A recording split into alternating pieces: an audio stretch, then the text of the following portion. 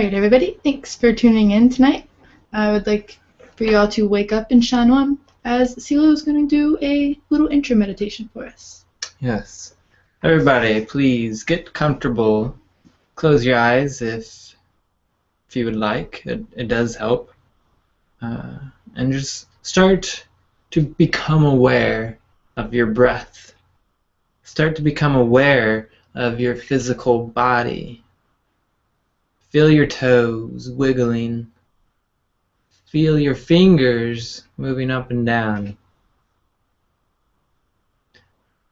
Now start to become aware of what's inside your physical body. Start to become aware of your organs. Feel your heart beat. Feel your lungs filling with air. Feel them deflate as you breathe out. And now we have a special podcast to talk about the kidneys. So focus on your kidneys. If you don't know where or what your kidneys are, that's okay. Just have the intention to feel them and let go of wherever you might think they may be, because you will find it. So just focus on those kidneys. See how they feel. Do they feel healthy? Is there any ache or pain that you're feeling? Maybe a little bit unbalanced? Or maybe they're totally cleansed and cleared and feel great. If not, that's okay. We're all going through this together. A lot of us have this too. So just tell yourself, I will put more focus on my kidneys. I'll put more attention to making sure my kidneys are healthy. And with that, become aware of your breath again. If you had your eyes closed, open up your eyes. Start to become aware of this physical reality again. Become aware of this podcast space that we're in. We're going to have a great show tonight, so back to Shantastic Shine. Thanks. Alright, so as Salman said, tonight we are here for a special awareness episode of Project Bring Me to Life, our number 36 episode to be exact.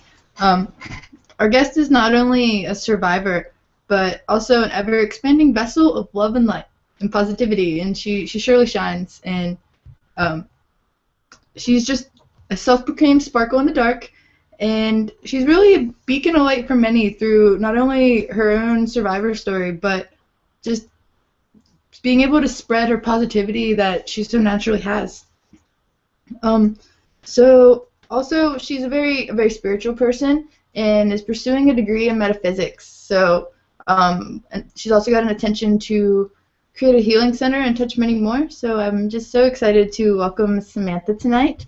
And I think you're muted, so if you can unmute yourself, it's finally your time to shine on Project Bring Me to Life. Woo! Thank you for that beautiful introduction and meditation, CeeLo. That was wonderful. Aw, you're welcome. So we're really excited to have you, and it's just exciting to be able to let you share your story. You're always in our chat room, and you're helping us share Project Bring Me to Life, and it's important for us to share our viewers' stories too. And why don't you just start by telling us a little about who you are and what you like to do in this world and where you come from? Yeah, so I'm Samantha. Some of you guys, some of our regular viewers will know who I am, but for those of you who don't know me, hello. I currently live in the Seattle area, up in Washington, and what was the other question? Sorry. A little bit about what you like to do and what some of your hobbies are, and just Okay, so I don't know. I'm just a very chill person. Lots and lots of energy, and I love to spread that energy to other people. I love to make people smile. Like, that's probably my favorite thing to do. And like, a day is not complete if you haven't gone or if you haven't been able to make at least one person smile, even if that's just yourself. But usually, if you're smiling, then somebody else is going to be smiling because it's all contagious, and you know how that goes. It spreads like wildfire. I like to create. I do paint and draw and all of that fun stuff, even though I don't do it as much as I should. When I do it, I enjoy doing it. And yeah, I'm just into just being happy and loving life and making others love life. That's pretty much Well, that seems like a pretty awesome purpose and things to do. It's kind of what we all enjoy doing. Absolutely.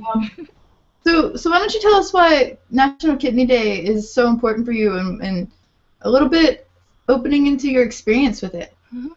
Yeah, so today is World Kidney Day, as Shannon and Silamon have said. Also international, sorry. Okay, no worries. And so it is a day pretty much to just raise awareness for kidney health, and also, you know, just to kind of show support for the people who have either been through some kidney-related struggle or are currently going through it, or know somebody who's gone through it, whatever that may be. And it's just to kind of get you aware of it, because the kidneys aren't really something that we think about very often. I know, like with me personally, if it hadn't been for me going through it, you know, I wouldn't even think twice about kidney disease or anything related to that. So it's definitely something we don't think about, but they're amazing organs, and I'm personally involved, and it's so important to me because I have been through a struggle with kidney disease. Right. The past 4 years, that's pretty much been like my life has been not just learning about it, but living it, which is Totally. a huge thing. And I'm excited for you to be able to share that story, because it's really important for people to hear people's personal side to it. Why don't you tell us a little bit about what the kidneys do first, so that people are more aware about that? Right. And okay, side note, well, related, but I had to laugh. I was chuckling during the meditation because I was thinking kidneys, you know, they're usually like on either side of your spine, just below the rib cage, but like where I got my transplant, when they give you a transplant, it goes back in the pelvic area. So I'm focusing on my back, and then all of a sudden I'm just like, wait a second, that's not even where my kidneys are. But yeah, so you guys know that is where they're at. They're on just below your rib cage by your spine.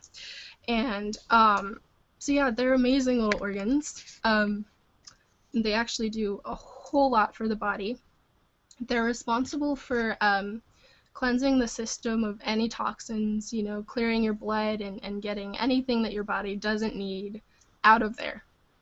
And they also remove any excess fluid that we might be carrying in our bodies, and they're responsible for making what I like to call liquid gold, which is urine.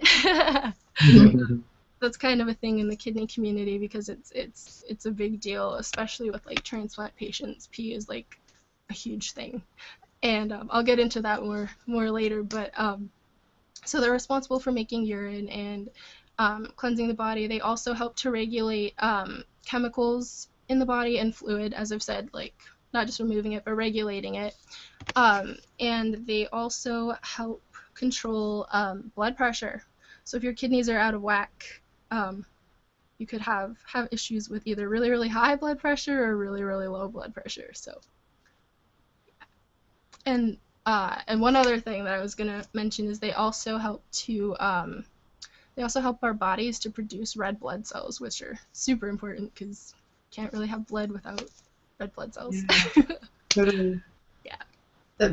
They seem like a really important organ that a lot of people should definitely be more aware of, and know how important it is for transplant patients to get that miracle. Why don't you tell us a little bit more about your experience with CKD, or chronic kidney disease, and how it affected you personally? Yeah. So when I first found out that I had something wrong with my kidneys, I was actually going to college down in Oregon. I was in my first semester down there, and I had gotten strep throat. And like all my life, I was a totally healthy person, like never had any issues. So if I was sick and complaining about it, you knew I was sick and not feeling good. So I had gone into the health center on campus at my college to get that checked out. And when I was in there, my blood pressure was just like off the wall high. Like I can't remember the numbers, but it was just alarming. And the nurse came in and she was just kind of like, yeah, we're not comfortable letting you leave, so you're gonna have to stay here and try and calm down. Which of course that's not gonna make you calm down at all. That's just gonna make it go higher, you know, if you're like, oh my gosh, like what's going on, you know. And so it was high, and they kind of got it down a little bit, and told me to come back in, you know, in a few days, and um, we'll monitor it and see, just kind of keep an eye on it. And so I went back in a few days later, and it had actually gone up even higher than it was the first time. And the nurse practitioner there, her name was Carrie, and she was so adamant about, like, I just don't have a good feeling about this, you know, like, yeah, it could be because you've got strep throat, and you know you're stressed because of classes, and it's your first time living away from home, you know, and some people would even play it off as like white coat syndrome, which is like when you're at the doctor's office and you know your blood pressure is just like high just from being, you know, right in the situation. And so she just had this gut feeling, and she was like, I'm just not okay with this, you know. So she ordered lab work, and And that's not going to make you calm down when the person's so upset about it with you. Like they don't. I don't. Sometimes like they get in the moment too, but nurses don't necessarily realize how their reaction affects patients because. right. Like, I worked in a hospital for a long time, and seeing how they would get upset, and I'd be like, you have to remember that the people you're handling, they feed off that energy. Absolutely. So I'm sure that was not helping you calm down at all, and I've No, felt that definitely. firsthand. So Well, and then too, you know, like being, you know, I was 18 years old at the time, you know, it was kept running through my head, like, why is she making this such a big deal? You know, like, why is she overreacting and wanting blood work done and all of this and all of that, you know? And which, I mean, I you know, complied and everything, but still, you know, it still runs through your mind, like, oh my gosh, you know, like, you're being ridiculous, like, you know, calm down. And but I was really glad she did. And so she had the blood work done, and it came back, and she was just like, yeah, she said, what it looks like is it doesn't look like your kidney function is completely normal. And so I want you to go see a nephrologist, which is a kidney doctor, a kidney specialist, and just to have it looked at, and to see kind of like what's going on, you know.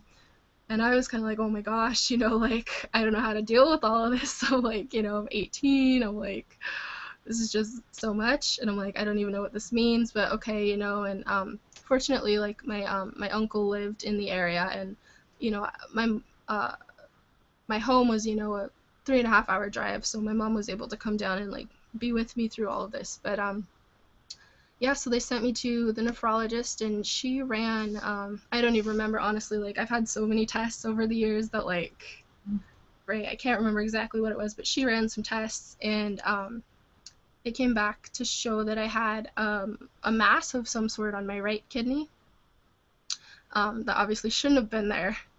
And so from there, they wanted to make sure that it wasn't cancerous or anything like that. So from there, I ended up going to see a urologist, which is they handle more of like the surgical side of the kidneys, and not so much like the functions of, if that makes sense. Right. And so I went to him, and I ended up having a triple biopsy to test it, and it came back a really I had a really weird case. Like, I was just kind of a medical mystery at one point.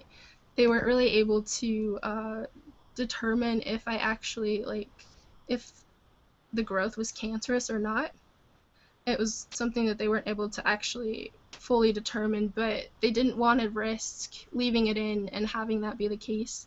And because you can actually live with one kidney, we just made the decision that we were going to go ahead and do the operation and have it taken out, just to prevent any like further issues.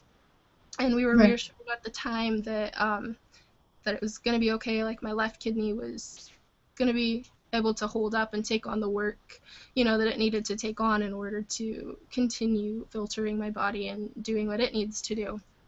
And so we were like, okay, so within a month of the biopsy, I went in and had the operation, and they took my right kidney, and it wasn't even maybe not even a week out that the left kidney started to decline in function. And so they were kind of keeping an eye on that, but they ended up, I think they did more scans and stuff, and what had happened is that there was some growth that they had kind of noticed when they were more focused on the right one, but they didn't think it was anything like too serious at the time.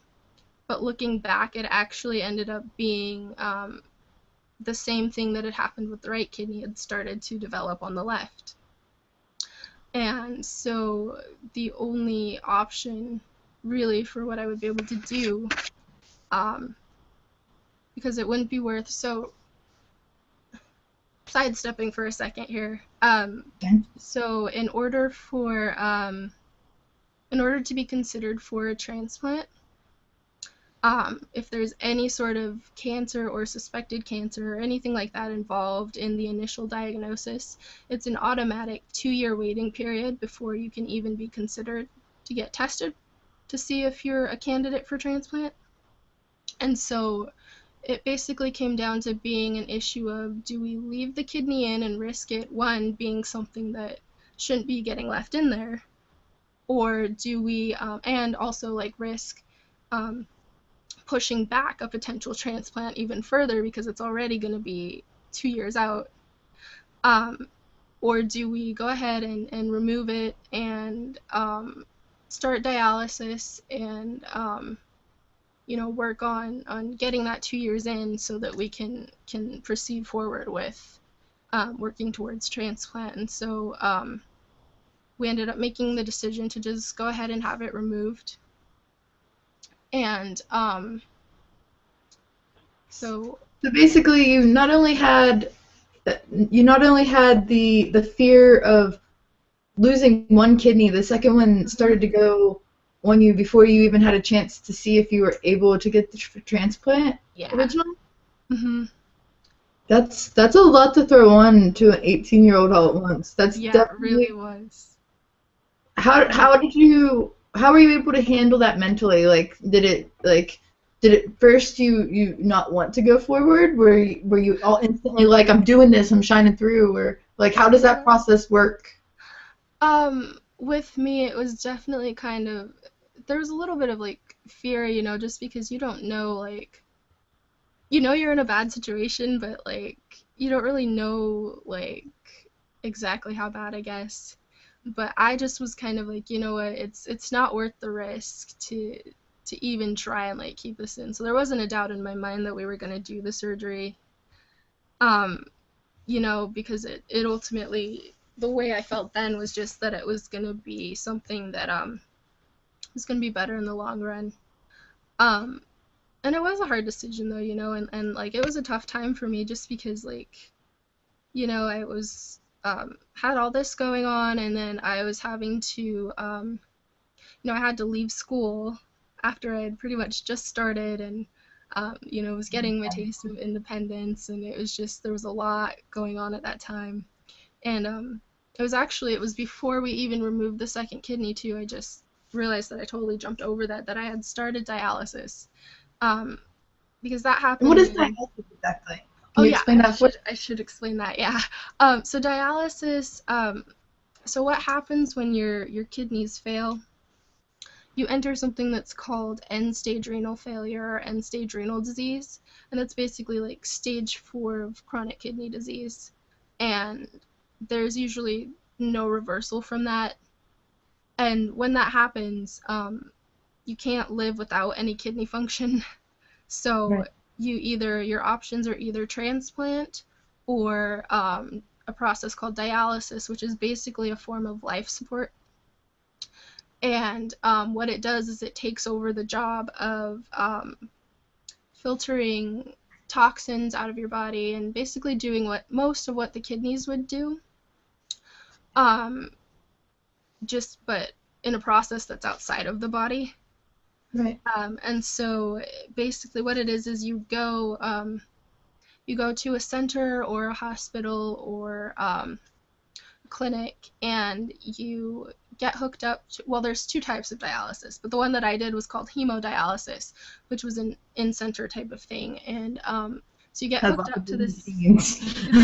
You what? There's the one with lots of big machines that are all like everywhere. Right, and they actually kind of look like Slurpee machines, which is kind of a weird reference, but they do, like, they have this spinning little thing in the center and like tubes, and they're a big like rectangle shaped thing. I think I have pictures on my my page. Well, actually I didn't have a very clear picture of any of them. Takes in the blood, and you can see the part you're describing, the Slurpee machine, is actually blood, and it like takes it back out. A lot. Right. I don't know if I shared this at the beginning of the podcast, but part of the reason Kidney Awareness Day is also really important to me is because I went through the struggle with my grandmother and my entire family last year, and she had something very similar where her one kidney kind of collapsed and the other kidney was starting to get this growth on it, similar to what you said, where they weren't sure if it was cancerous or not. And by them not knowing and her being an older age, it was really hard for them to really go in. And she actually had some special blood type, so she couldn't get like blood infusions correctly. Mm-hmm.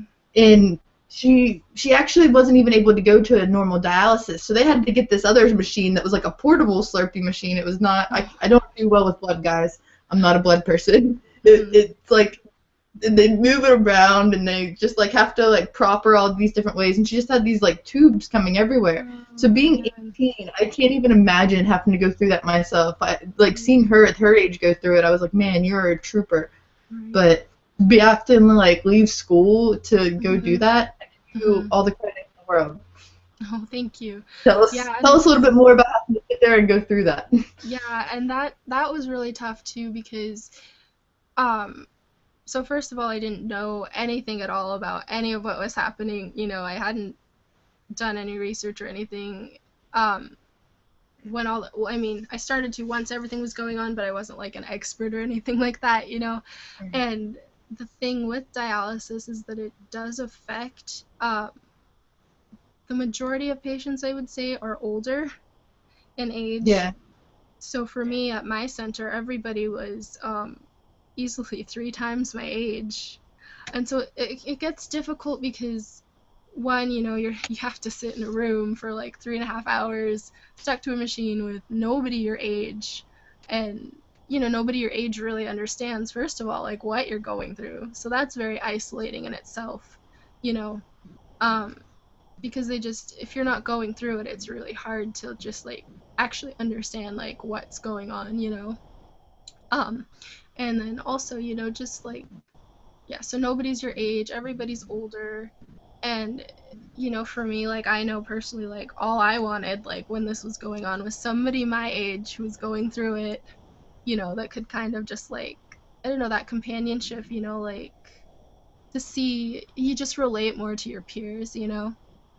And so I know I struggled with that a lot, was I just wanted somebody so bad, like, that was going through it that I could... How old are you now, sweetheart? Now I'm 23. So it's been a few years. Yeah. How old were you when you got your transplant, and how long did it take you to get that? And let's get into that topic a little bit. I actually just got I got the transplant in July of last year. This last Monday was 8 months since surgery. So that's a huge milestone. Yeah. And everything's doing so well with that. And the process, so once the 2 years was up of waiting, I was able to start getting tested for transplant, and that's pretty much you go to the transplant center and you meet with like the entire team, and you have all sorts of evaluations. I mean, they do psychologically, they want to make sure that you're in a place where you can handle the emotional stress that goes along with this. physically, they want just they check you out in pretty much every single way you can imagine. Um, and just to make sure there's nothing else going on, you don't have other health issues. And so then once that happened, that was a 1 day thing. It was a really, really, really long day, but you go, you're at the center all day, and they do their evaluations, and if there's any like outside things that you need to get done, like dental or something from like your primary caregiver, anything like that, you do that outside and then, submit it. But once that process is done, then they let you know if you're eligible or not. And so I was eligible, and Did they tell you right away, or do you have to wait for it? Is it like, how does I that work? got a letter probably like a couple weeks after that I found You had out. a couple weeks to just wait and just Yeah. wonder what was happening. Yeah. Just because they had to, go, there was paperwork, and they all had to meet together and discuss, as like a team, and evaluate the individual case, and make sure that everything was good there and that they were all on the same page. So yeah, so it was a couple week wait, and then I found out that I was on the list finally. And then after that, it was so that was in 2013, in I think it was like June or July, somewhere around that time. And then it was pretty much a year later that I got the phone call that they had a donor for me.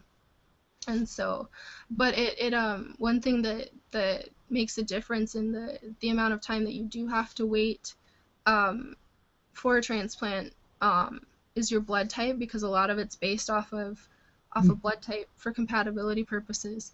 And so, depending on your blood type, it could be, an average of 1 to 2 years, or an average of 3 to 4 years of a wait minimum, for somebody to potentially get there.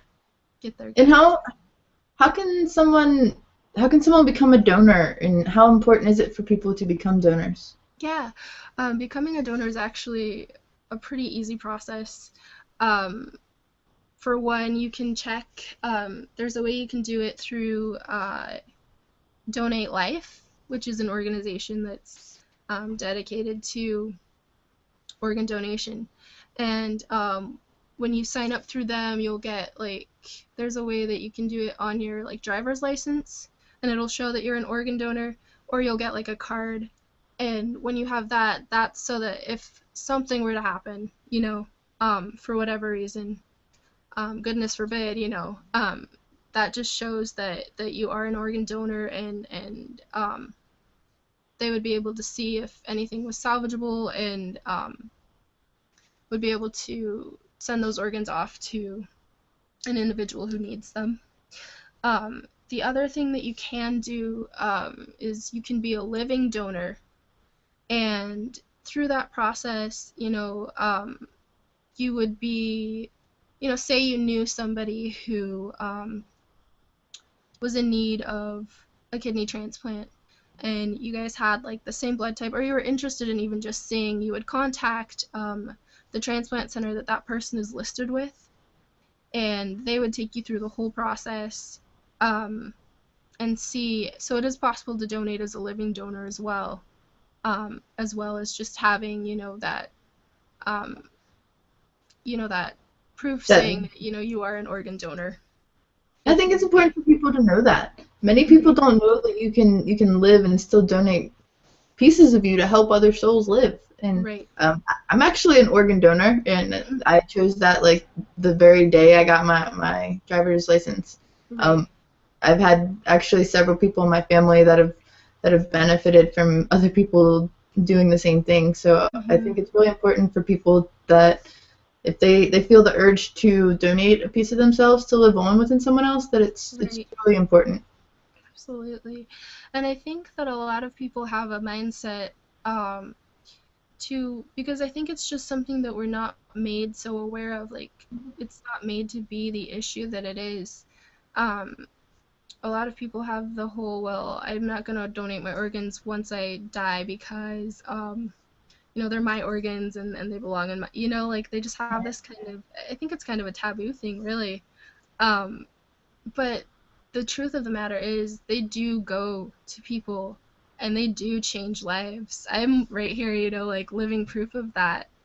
Um, and it does make a difference. So, I mean, and all it takes from you is just checking yes to organ donation, you know?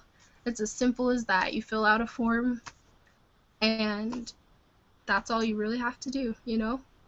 I don't even think I fill out a form. I think I just said yes and she checked it on the Right. computer. Mm-hmm. Yeah. So it's that easy.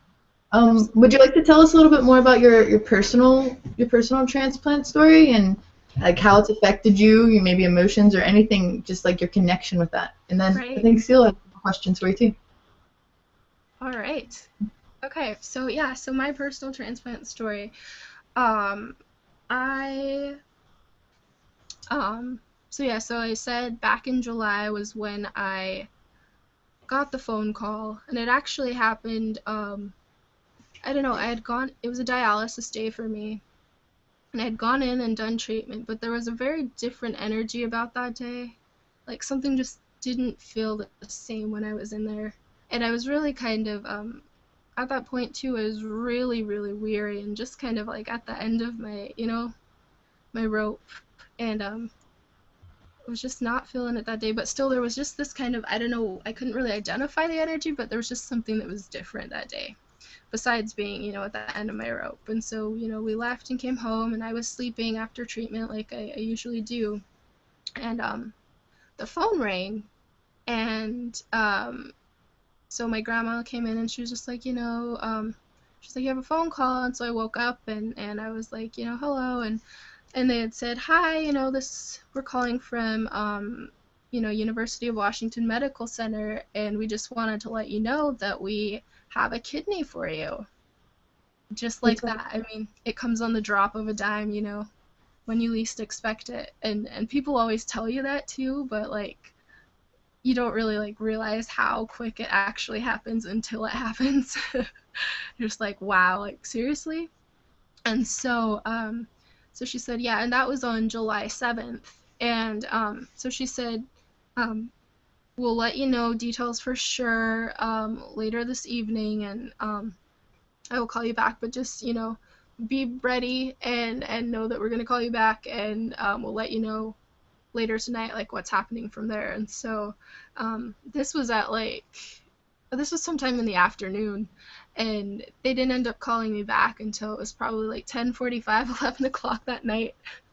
So I had the whole day to just like stress and be like, oh my gosh, is this happening or not? Like, is something going wrong? Is this really like, it's kind of, it's a stressful thing, and it's emotional because, like you're told to be prepared that like, because sometimes even if you do get the phone call, they sometimes they call two people because for whatever reason, they have a backup person, someone else that's on the list that would be coming up next in line. And so sometimes they call two people, so they're like, it may not necessarily be yours, but you'll be called in anyway. And so I'm thinking, is this one of those situations, or is this actually Man, like that's really hard to be like in that situation and be like teeter tottering and exactly. Whew.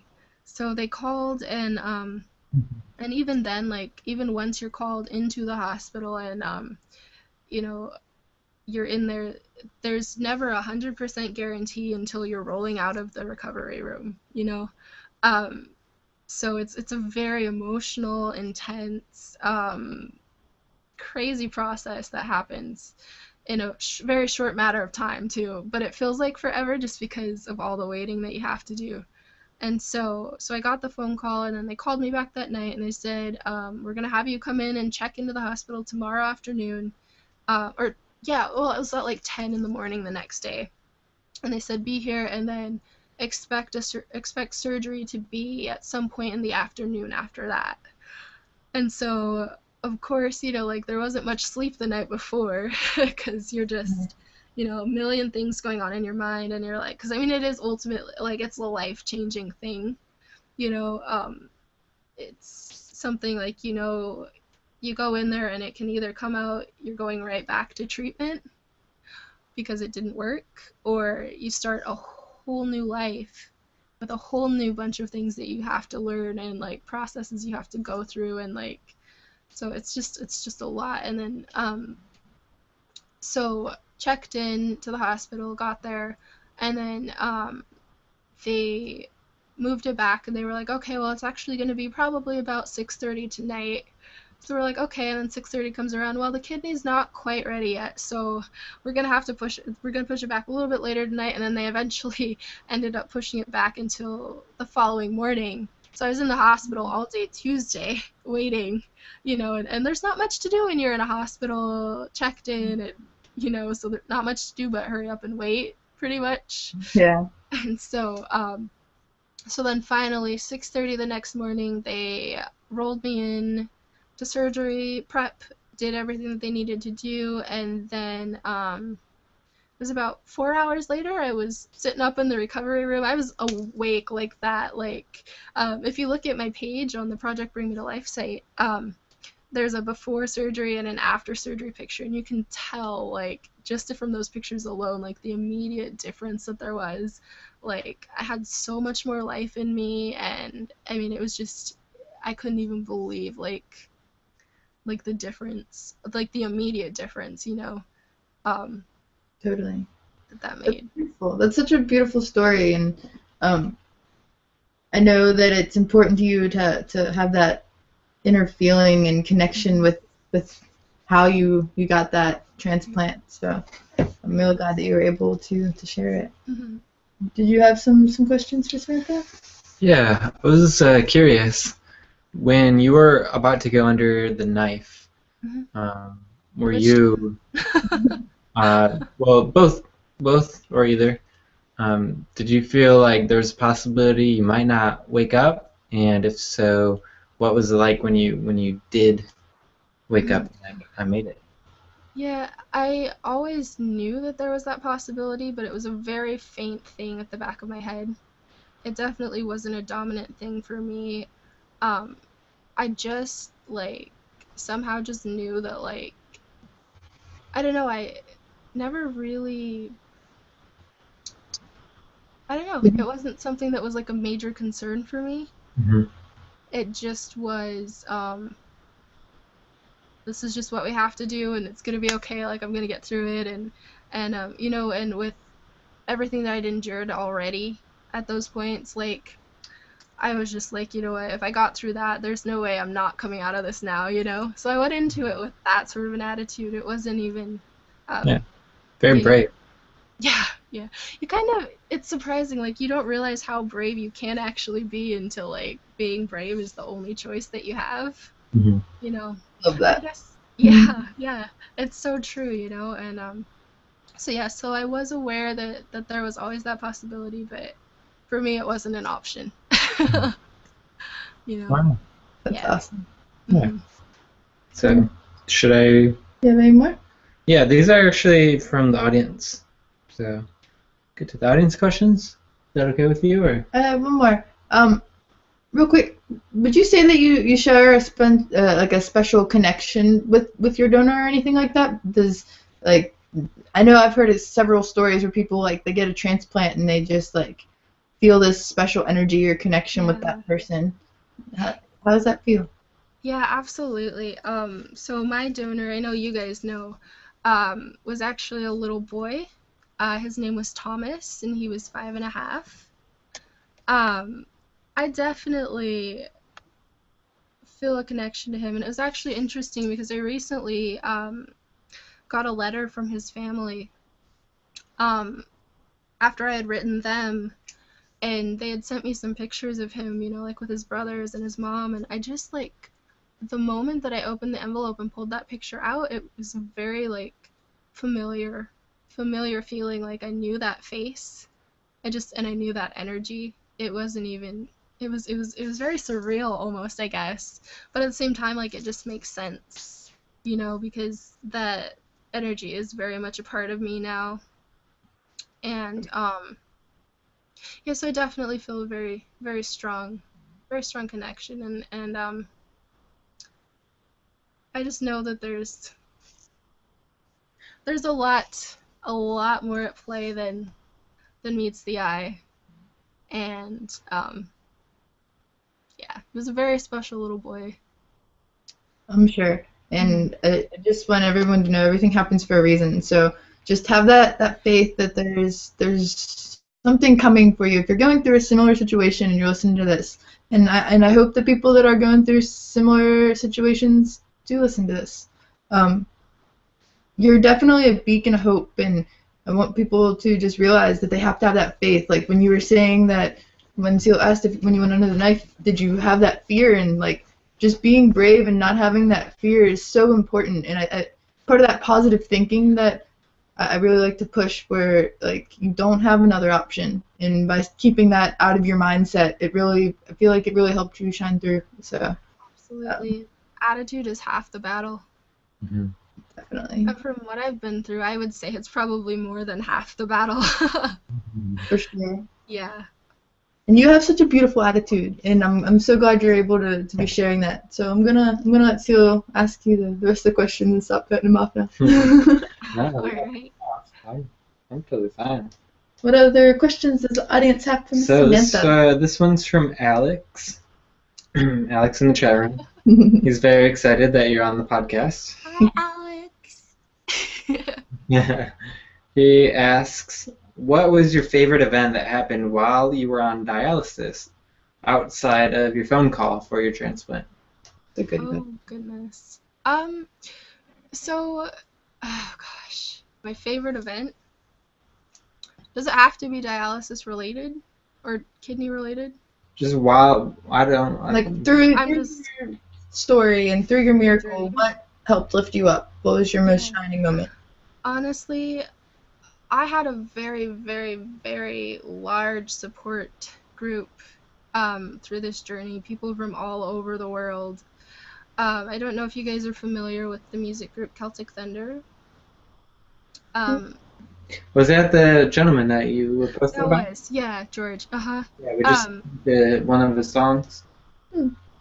Yeah, they were very supportive of me through this entire thing, and that's where I gained a lot of my supporters and a lot of my friends through this, is because they were so good to, like, I mean, I went out to shows and I did a lot of promo and things for them, but the love that they sent back to me from doing all of that, and just like the way that they were there for me, and um we really had, like, there's a very strong community base in their fan base, and like all of those people just became my family for me. And so I was very blessed that through this, even though I was going through everything that I was going through, I still had a lot of amazing opportunities. And I did get to do some traveling, and I think the biggest thing for me was there was a cruise that Celtic Thunder put on in November of 2013, and we were able to make it happen that I was able to go. And I set up one of my treatments in the Caribbean, which was just, it was amazing, and that was so huge for me. I don't think I've ever been quite so happy as I was like that week, just to get away and to feel like a normal person surrounded by all of that love, and all of those beautiful people who had helped get me through so much, and not to mention the music, like when I'm out at their concerts, like it's been a huge inspiration for me through so much. So just to be there in the energy of the music and the people, and like just in that atmosphere, was just such a highlight for me. And so definitely like the Celtic Thunder cruise, and any events like related to them, was a huge uplift for me in so many ways. Beautiful. That's awesome. The next one is from Ree. Hi, Ree. Actually, you just answered. She said, did you have a lot of emotional support while going through your hardships? I definitely did, and you know what? And to mention even more was like my family is absolutely amazing through all of this. Like from that moment that like I called my mom crying because I had to get blood work done. I'd never had that done in my life. So that first time that Carrie was like, "Oh, I need you to get blood work done," I didn't know what to do. I didn't know how insurance worked. Like I was like, I don't even know. I called my mom and I was just bawling, and bless her heart, she jumped in the car and she drove down 3.5 hours to sit with me for like 2 seconds while they took the like one little vial of blood. But Wow. like you know, like to me that was just such a beautiful thing. Like she didn't even hesitate, you know, she was in the car like that and she was on her way down, and um, not once did I ever have to sit alone through a treatment. Either my mom, my brother, or my grandma sat with me all 3.5 hours every single time. Sometimes I had, you know, friends would come and sit with me, but like never once did I have to face any bit of this alone. And so that, yeah, so Oh, much gratitude to them for that. So I did indeed have so much emotional support through this. That was a beautiful question. Thank you for that, Ray. that is a beautiful Yeah. answer. Feel free to give any shout outs you need or anything. Like, I have a list. I knew that was we'll, gonna we'll come get up, to so I was it. like, You list. We have one from David, who was worried because he couldn't. hi, David. He was trying to find one that was related, but this one is it's not kidney related, but I'm still interested Mhm. in your answer. He says, "Where or what school are you getting your degree in metaphysics, and what does it entail?" That's a good one. Yeah. So I'm actually going to the University of Metaphysical Sciences. It's an online school based out of California. Um, it's pretty much, I'm really excited about the degree. It's everything that I'm like interested in studying. And if you want, David, I can send you the information so you can kind of have a look because there's so much that's into it. But it's basically, the school itself is a nonprofit organization, so I was all for that because yeah, I'm not into like traditional schooling and um, corporation. We won't get into all of that, but so I wanted something that was that really like spoke to my heart.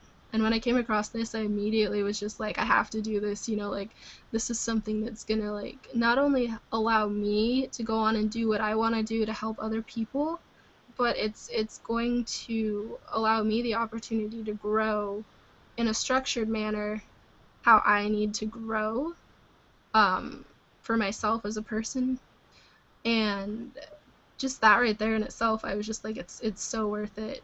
So it is an online program, and pretty much all of the courses is it's reading material. You do exams and you meditate. Like half the assignments are meditations, and then you respond to that. I'm like, what? Right up my alley. Awesome. What were you going to school for when you found out that you had to go through all the kidney dialysis and all of those things? Like, what were you going for first?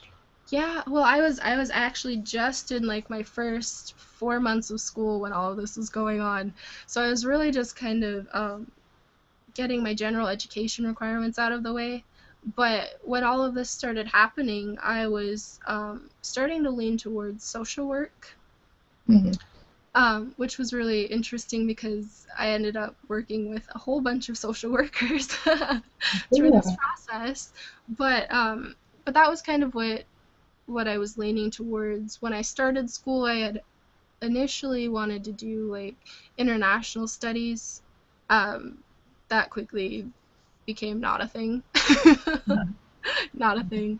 Um, so yeah, so quite a change from what I was leaning towards doing to what I want to do now. But um, I really feel like, you know, if this hadn't happened, like, would I have ended up in a career with a degree that I wouldn't even like really be happy with, you know? Like, so you have to wonder. It just goes to show you, like, things really do happen, like, for a reason. Everything happens for a reason. Yes. Do we have any more audience questions? Awesome. I wanted to ask you real quick. I meant to touch on it before, but how important was spirituality and just your faith through the whole process? Like, how did that shift for you? Did it become a bigger picture? Was it always a big thing for you? It definitely became a bigger picture for me. Um, I would say that I didn't really open up to spirituality so much until probably the last like 2 years or so. So at the beginning, like it wasn't a thing, but you just kind of like, you can't really like sit there and go through what I went through with all the support that I went through and the strength that I got through it with. Like you can't sit there and experience that and not think that there's got to be something more to this. You know, like this isn't something that's just coming from like within me, you know, there's definitely like higher influences involved in this. And so I did have a very strong faith through all of it, you know. What that faith was, I didn't have like a specific, you know, like um idea exactly of like what that was, but it's definitely but yeah, but now it's definitely grown into something much deeper. Hence how I've connected with you lovely souls. For sure. And Hey. so yeah, so it definitely faith played a huge role, and now spirituality is taking on an even bigger role in my life. Did you get into crystals before or after your treatments, and how have they helped you since or through? Right. Yeah, they that actually became a part of my life well after. That's a pretty recent thing for me, I would say. Um, but looking back now, like that's something too that I'm kind of like with the whole objective of wanting to open a healing center. I want to be able to help, you know, like other people who are going through kidney issues or dialysis or whatever they're facing, and help them to heal using alternative methods like crystals and things, because I was on a fair amount of medications myself, and I see now like there's ways that I found that are better that could have been utilized then had I known about them. Right. So I do want to bring that awareness to show people, you know, like, hey, like you don't, you know, there are alternatives you can try. And don't take that as like medical advice, you know, like it's definitely seek medical advice, guys. Yeah. Like those more natural things. Right. Okay, they'll cover your butt. Totally. Yes. But yeah, and then how they've helped me now. Well, for one thing, well, I'm just in a better place now than I was, because there's not so much like outside stress coming at me, and not so much stress on my body, because dialysis treatments, they take a lot out of you. They're not, you know, a lot of people, like, it's kind of like, oh, you just sit in a chair and get your treatment done. Well, like, just sitting there, it drains you. Like, it does a whole lot. But I feel like now, you know, there was an episode that happened while I was on treatment, that had me doing dialysis 4 days a week instead of 3 for a while. And that what had happened had come with a lot of anxiety that I struggled with for a really long time. Just like, you know, panic attacks, and because I had ended up in the ICU with respiratory failure and acute heart failure at one point. Because of the kidney issues, my heart was working too hard, and there was so much excess fluid. Because when you don't have kidneys, you can't pee. Yeah, you were mentioning that earlier. It was like the golden something. I remember my grandma, they would measure it every single time she peed, even just the littlest bit. It was like a big deal. Yeah, exactly.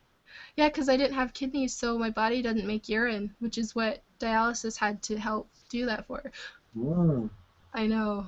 Yeah, and that too came with interesting stuff, because like I've had to retrain myself basically to drink fluid, because for so long there I only got 4 cups of fluid a day. Like that was my limit, and that was including like what you drink, as well as any like fruits that have, you know, juices and food that has some sort of liquid or broth or fluid in it. So it definitely I totally just lost what this question stemmed from. About not being able to use his body.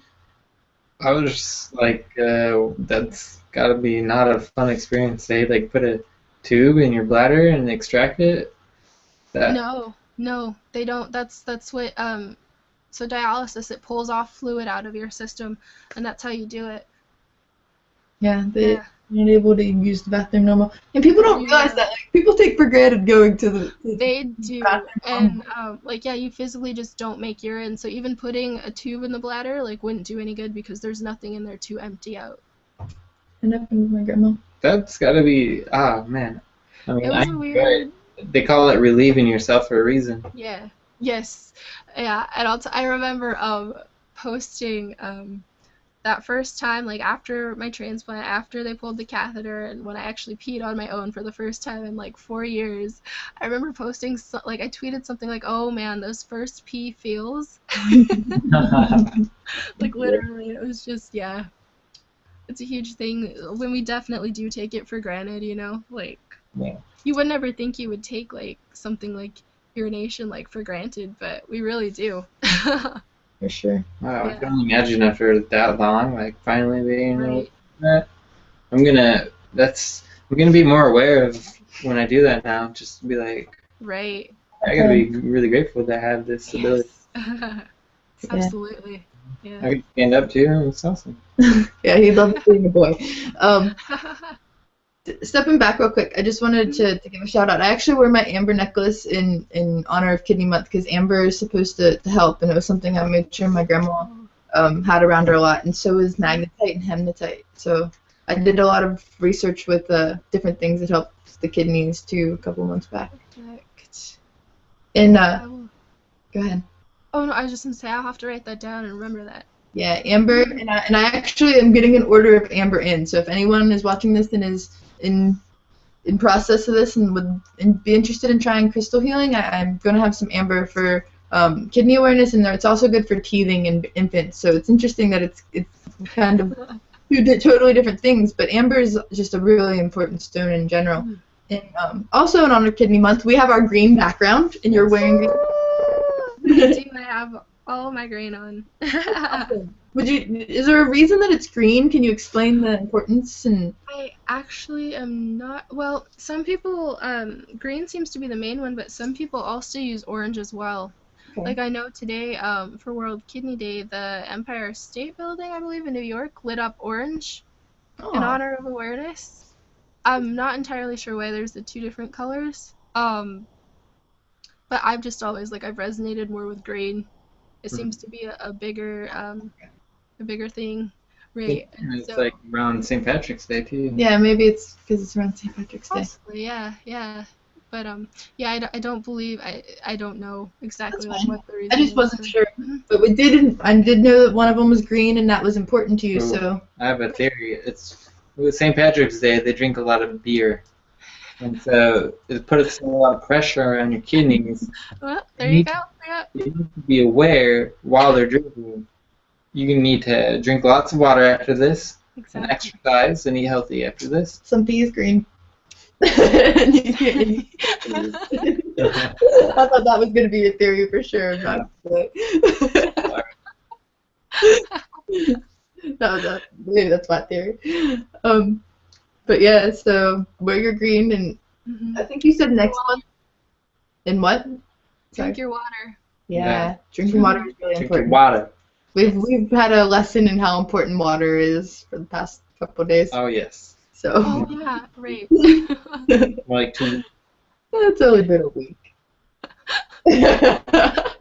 Feels like 2 weeks. So let's see here. I feel like I had one more question, but I can't find it. Did you have I'm any? gonna ask about National Donate Life Month. Is that Yeah, what I you was said? gonna. That's where I was going with this. I got distracted by green. That's That's okay. green. Yeah. So next month is Donate Life Month. You said? Yeah. Next month is Donate Life Month, and so that opens it up to not just kidney awareness, but organ donation in general. That reminds me, I was gonna show you guys. I had some statistics really quick. Yeah. Yeah. Grab So While you currently, can, is go there other places that people can get information about the diseases and stuff in general? yeah, absolutely. The National Kidney Foundation, um, the National Kidney Fund, um, those two are pretty big ones as far as that. Um, Another one I believe is UNOS, the United Network of Organ Sharing. They're very involved in allocation of donated organs and things like that, they would have a lot of information. And if you guys if anybody has any questions or anything or needs more information, you can always visit my Facebook page, Sparkles in the Dark. You can message me or write me there, and I can definitely get you more information or answer any specific questions that you guys might have. Yeah, but as far as, so on the organ donation topic, right now in the United States alone, well, this is as of like September of last year, there is 123,175 people waiting for an organ transplant in the United States. And out of that number of people, 101,170 are needing a kidney. Wow. That's a lot of people waiting on miracles. And if people, I can't hear you. I said that's a lot of people that are waiting for miracles, and it's important for people to hit that donate, to get that donating, and being able to be a walking donor, or just like you said, like we were saying earlier, checking that box on your license. That's so important. Right. Absolutely. And just and one more statistic for you guys. Out of so like last year there was 16,896 kidney transplants that took place in the States, but out of all of those, only about 5,700 were from living donors. Everything else came from deceased. So if you're in a position where you would be, like, if you can, you know, like, be an organ donor for somebody and can, like, you know, give a kidney, like, you know, share your spare, you know, definitely it's something to consider, because, and two, one, it's most likely, like, not going to change your life in any way, like, drastically, for the better, knowing, like, that you helped somebody else, but, like, you know, you can live healthily with one kidney. You can even live healthily with part of a kidney, which is kind of a beautiful thing. And something else that's important to remember is, if for some reason you donated a kidney as a living donor and something were to happen to you, your own, you automatically go to the top of the donation list for a transplant. So, I mean, like, you're covered, you know, completely. But it's definitely something to put out there.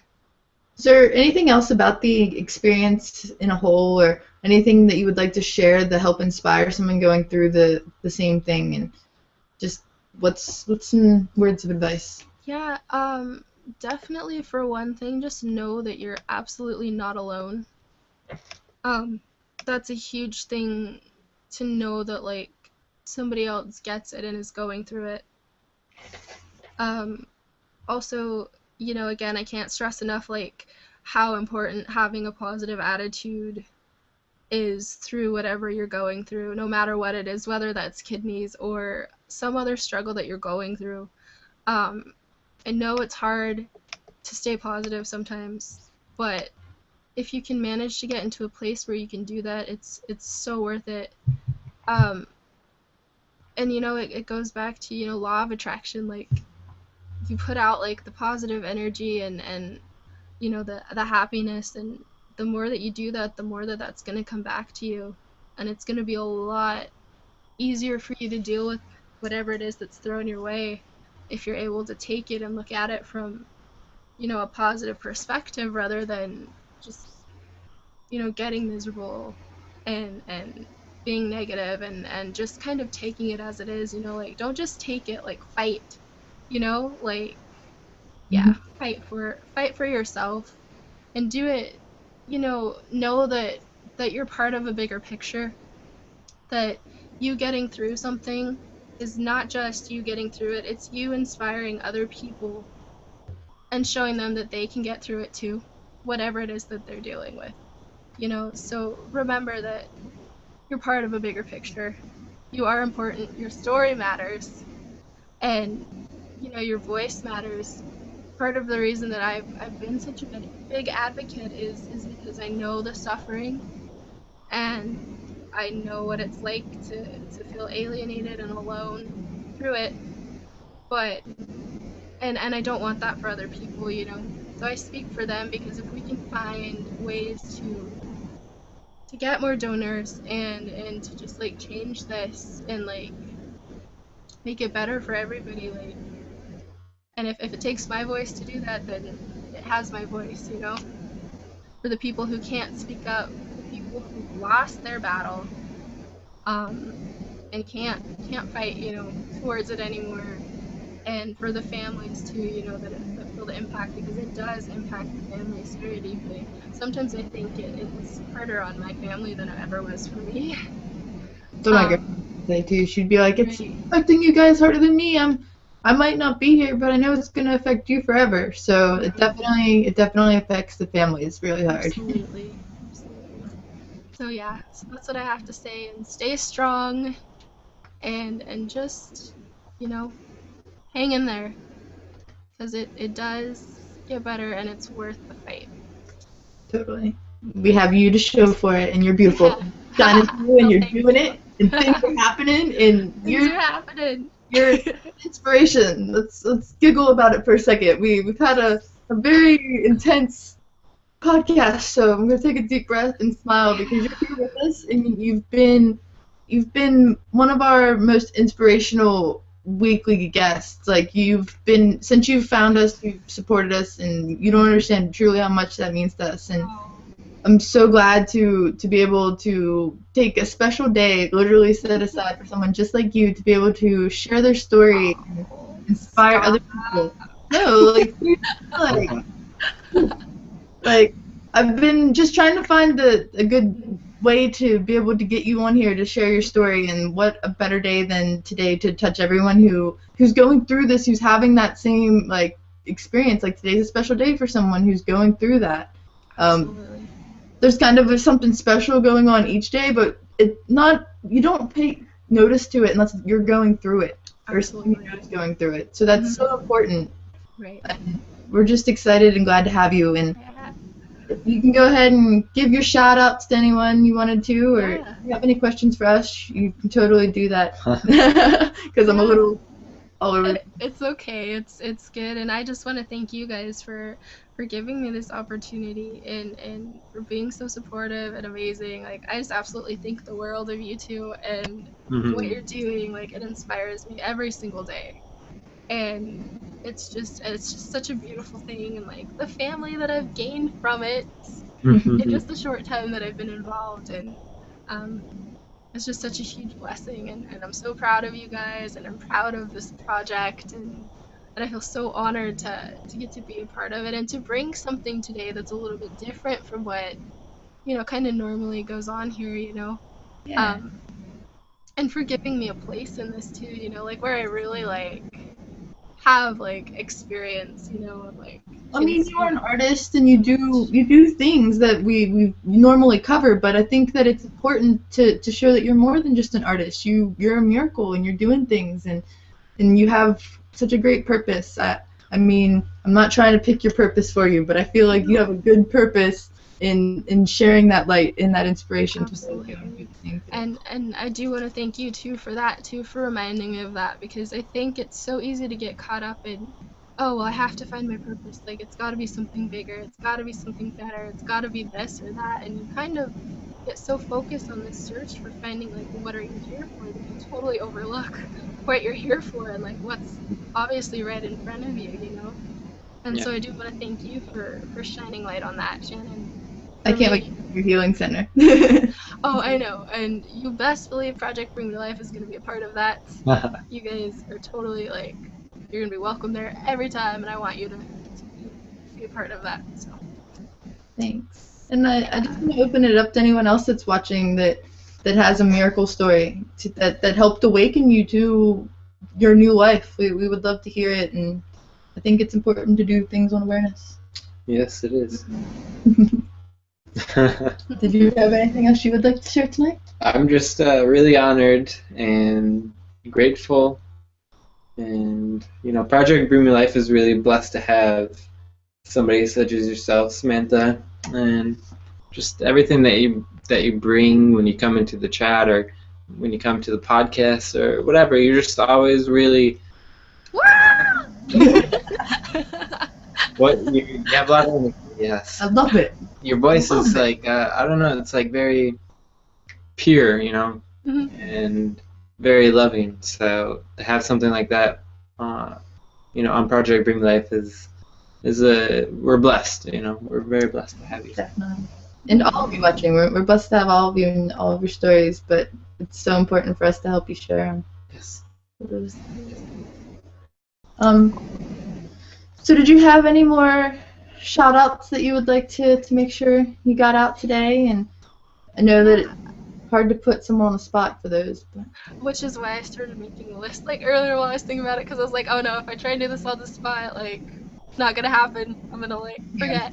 But no, I just really like, aside from everybody that I've already mentioned, my family and friends and you guys, just all of the like doctors and nurses and the medical team that's gotten me through this and that I've worked with over the past 4 years. Like, thank you to you guys for basically saving my life, especially Carrie, the nurse practitioner, who was so adamant about, you need to like, there's something going on here besides high blood pressure, like you need to get checked, because if she hadn't done that, she hadn't pushed that, like, who knows if or when we would have ever caught, like what was going on.